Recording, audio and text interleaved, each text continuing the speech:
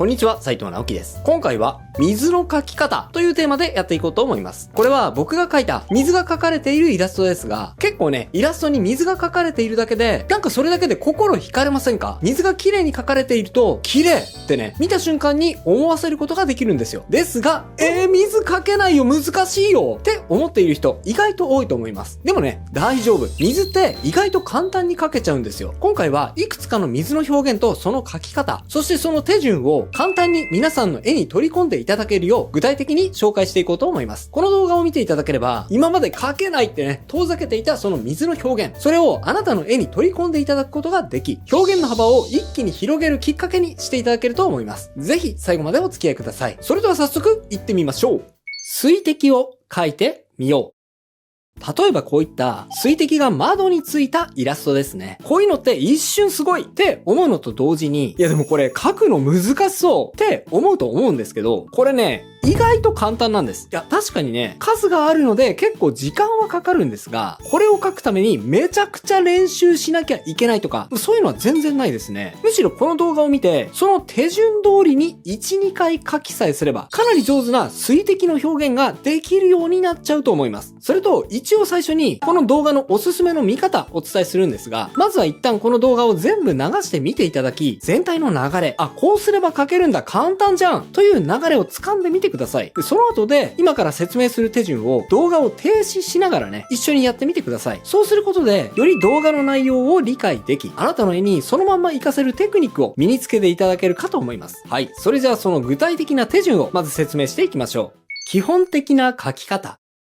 まずはですね、練習として背景がグレーの画面でね、丁寧に解説していきますね。まず最初は定山レイヤーを作ります。そして薄い色でですね、こんな風に適当な丸を描いていきます。これ適当っていうのは、あんまり綺麗な丸にしちゃうとランダム性がなくなって自然な水滴に見えなくなっちゃうからです。はい。もう一個描いてみますか。こっちはね、より形を崩して、もう丸とかでもないような適当な塊として描いてみます。こういうのもあった方がより水滴として自然ですね。はい。そしたらですね、この形でクリッピングマスクを作ります。今書いたレイヤーを Mac の場合にはコマンドプラスクリック、Windows の場合はコントロールプラスクリックすると選択範囲がこのように作られます。そしたら新規レイヤーセットを作って、このボタン、これを押すとレイヤーマスクが作られました。これでこのレイヤーセットの中のレイヤーは今書いた水滴以外の部分には何も書けなくなった状態ですね。そしたら次にまた定山レイヤーを作り、今度はボケ足のついたブラシを選択してください。そしてそのブラシでこんな風に、これも割と適当でいいですので、ふわっとグラデーションをかけて立体感を出してあげます。でね、これは光の方向とかそんなに考える必要は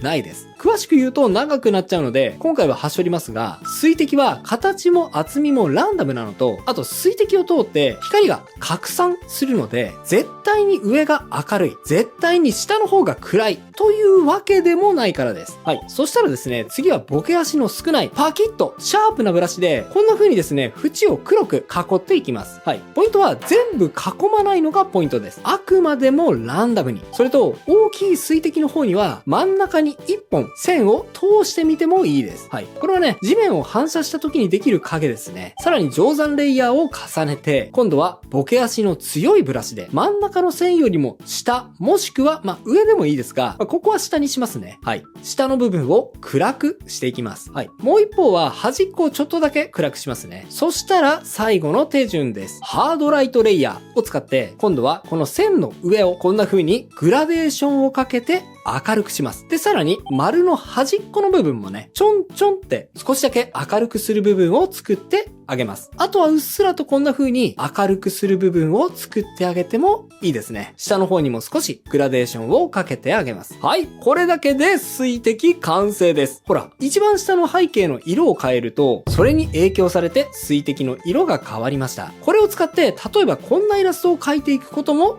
できます。実践してみよう。さあ、それでは今お伝えした水滴の描き方を使って実際にイラストを描いていってみましょう。まず画像を用意するんですが、これはね、何でもいいです。ここでは以前描いた背景のイラストの一部を使用します。このイラストをフィルターでこんな風にぼかしたら、さっき紹介した手順で水滴を描き進めていいきます。はい。まずは丸を描いて、そして定山レイヤー追加でふわっと影を乗せる。そしたらさらに定山レイヤー追加で、今度はパキッとシャープな建物の影を描き込む。そしてその後に定山レイヤーで暗い部分を追加して、で最後に明るい空の反射を反対側に乗せると。はい。そしてここからね、これを画面全体に描いていきます。まあ、ここからがね、強いて言えばたくさん描かなきゃいけないわけですから、まあ結構大変な部分ではあるんですが、でも自分が思ったような効果を感じながら描き進めていると、これね、結構楽しい。至福の時間になると思います。まあ、あんまりね、大変とは思わないと思いますね。まあ、人によっては永遠とこの作業をしていたいんじゃないかとすら思いますね。あと、水滴の厚みや大きさ、配置をする場所によっては、様々な反射の仕方をすると思うので、まあ、あんまりきっちりね、黒はこう入る、白はこういう形じゃなきゃダメ、といったきっちりとしたルールはありません。この辺ね、ランダムに描いていくのが、自然に水滴を描いていくためのコツですね。大きな水滴もあれば、てんてんてんてんってね、めっちゃちっちゃな水滴も意識的に作ってあげましょう。はい、こんな感じで水滴を画面いっぱいにかけました。一見難しそうなイラストですけど、でもね、結構手順さえ知ってしまえば、思ったよりも難しくない。いや、むしろめっちゃ簡単に描けるのが分かったと思います。どうですか？描いてみたくなったでしょ？水しぶきを描いてみよう。はい。そして次はね、こんな感じのイラストです。水しぶき。こんな風にね、雨上がりの中、はしゃぐ女の子が上げる水しぶきとして描いてもいいですし、ソシャゲ風のイラストとしてね、水属性の女の子の周りにまとわせる水エフェクトとして描いてもイラストとしては様になる、使い勝手の良いテクニックです。さすがにこれは結構難しいでしょうって思ったかもしれませんが、はい、大丈夫です。さっきの水滴のように、手順さえ知っていただければ楽しく描いていくことができます。さあ、それでは、まずは書き方の手順を解説していきます。基本的な書き方。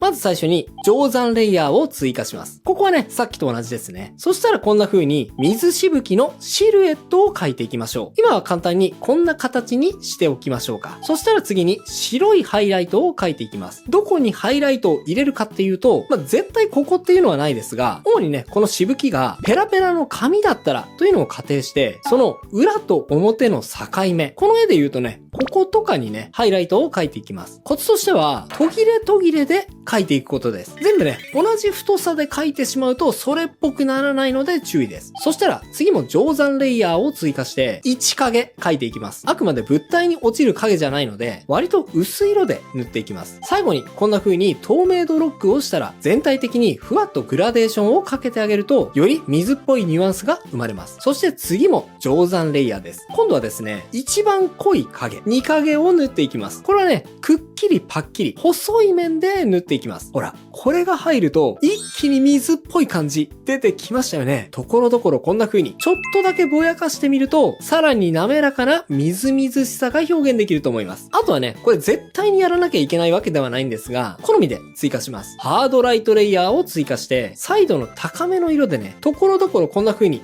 鮮やかにしていってみます。キラキラと水面に反射する鮮やかな色がアクセントになっているのがお分かりいただけると思います。水しぶきの面積が多い場合にはこうやってちょっとした差し色を入れてあげると画面が賑わうかもしれませんね。で、最後に小さな水しぶきを描いていきます。ここからはさっきやった水滴の簡易版です。まず暗い色でしぶきのシルエットを取って中に背景の色、ここでは水色ですね。これを描いて向こうが透けているように見せます。で、最後、これは全部に描かなくてもいいですが、大きめのしぶきにはこんな風にちょんってハイライトを入れます。はい。で、まだ物足りなかったらホワイトをこんな風にちょんちょんちょんちょんちょんと飛ばしていきますね。はい。これで水しぶきの描き方解説終了です。さっきよりも手順は多めですけど、順を追って説明を聞くと、なんとなくできそうな感じしませんでしょうか？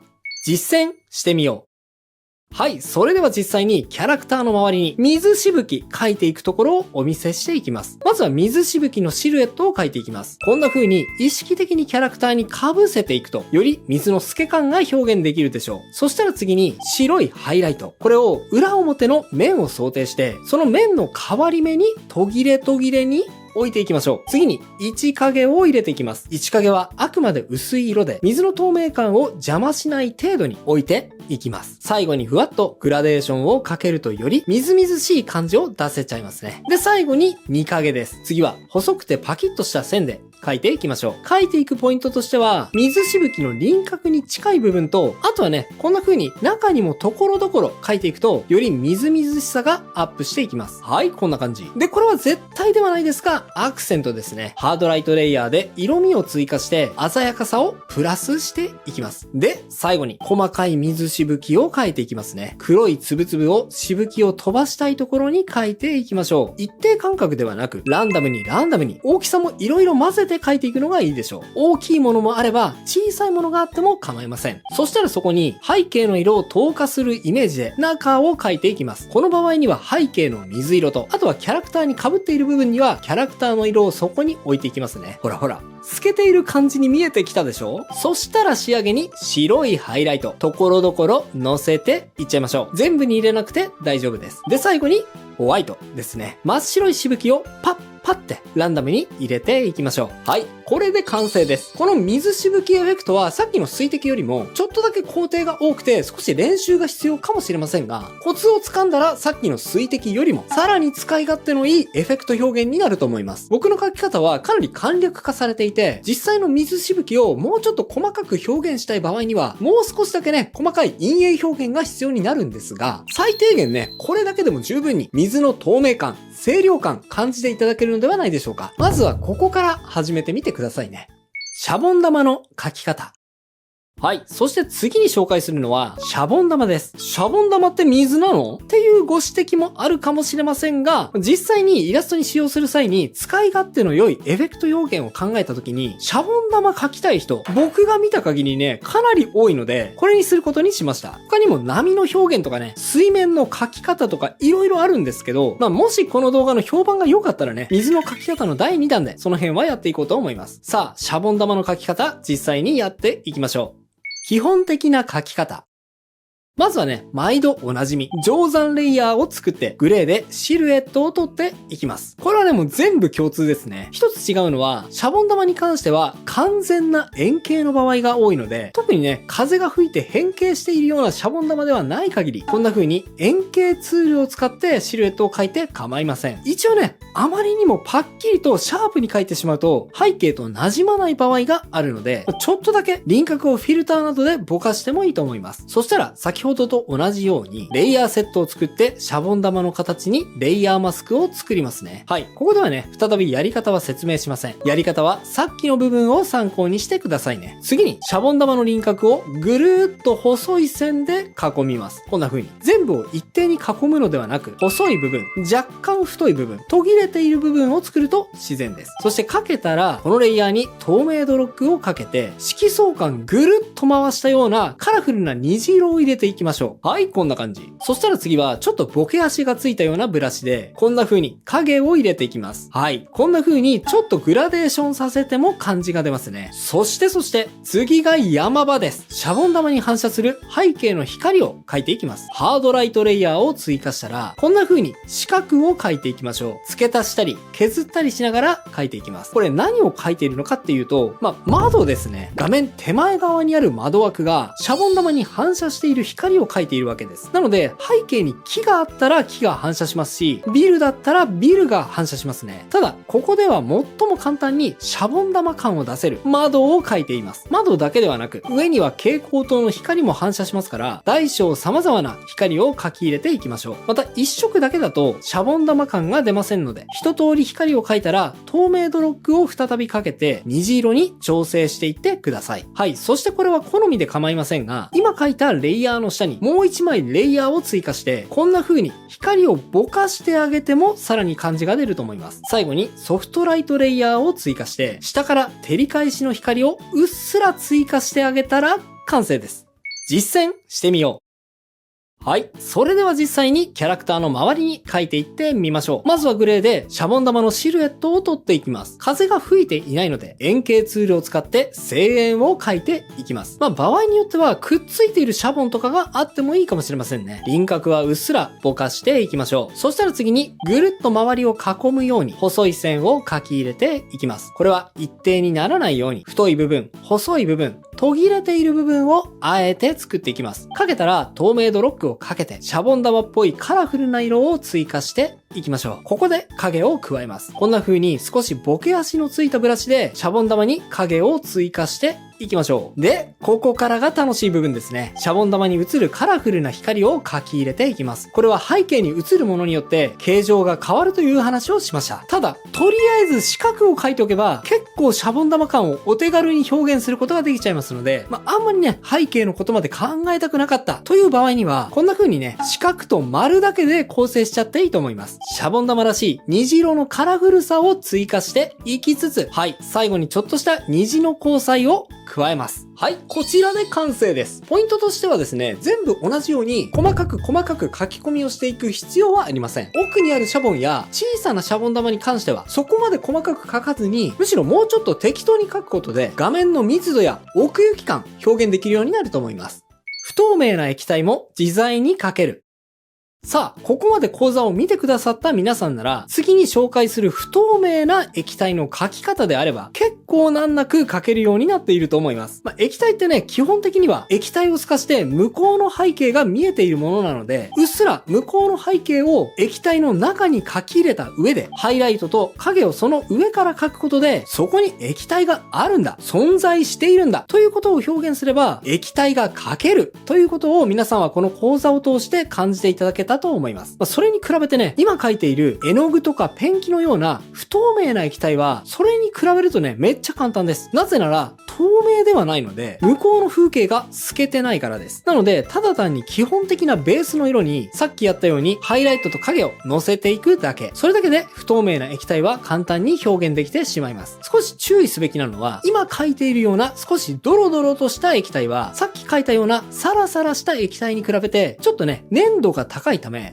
少しだけね、分厚みがあります。なので、ハイライトを液体のね、外側、際の方に書いていくのではなく、液体の内側に書いていくと、割とね、ドロッとした粘度の高いイラストを表現することがしやすいと思います。はい。ここまで見ていただいた皆さんなら、改めて、この不透明な液体については、手順を順番に解説することをしなくても、あ、これは多分こういう手順で書けるだろうな、って想像できるだけの力が、想像力が備わっていると思います。なので、ぜひね、このパートについては、どうやったらこれ書けるようになるのかな、と、自分の頭の中で想像して手順を組み立てていってみてください。きっとそれをやるだけでも画力がね、ぐぐっとパワーアップすると思いますよ。はい、こちらで完成です。注目してほしいポイントとしては、もちろんね、一番明るいハイライトが一番目立つと思うんですが、よーく見てみると、ピンクの中にもうっすらと薄いハイライトが入っている部分です。このうっすらとしたハイライトのおかげで、あ、これってちょっとぬるっとした滑らかな質感なんだな、っていうことが伝わってくると思うんですね。ぜひ、よく観察しつつ、手順を想像してみてください。きっとあなたの力になると思いますよ。といったところで、いかがだったでしょうか？今回は水の描き方について解説を加えてきました。また今回、陰影のパートでちょっと困った、陰影の基本的な付け方が知りたいという方は、こちらの動画、完全版、プロ絵師が影の付け方すべて伝授しますをご覧ください。さらによく陰影の付け方について学んでいただけると思います。それではまた次回の動画でお会いしましょ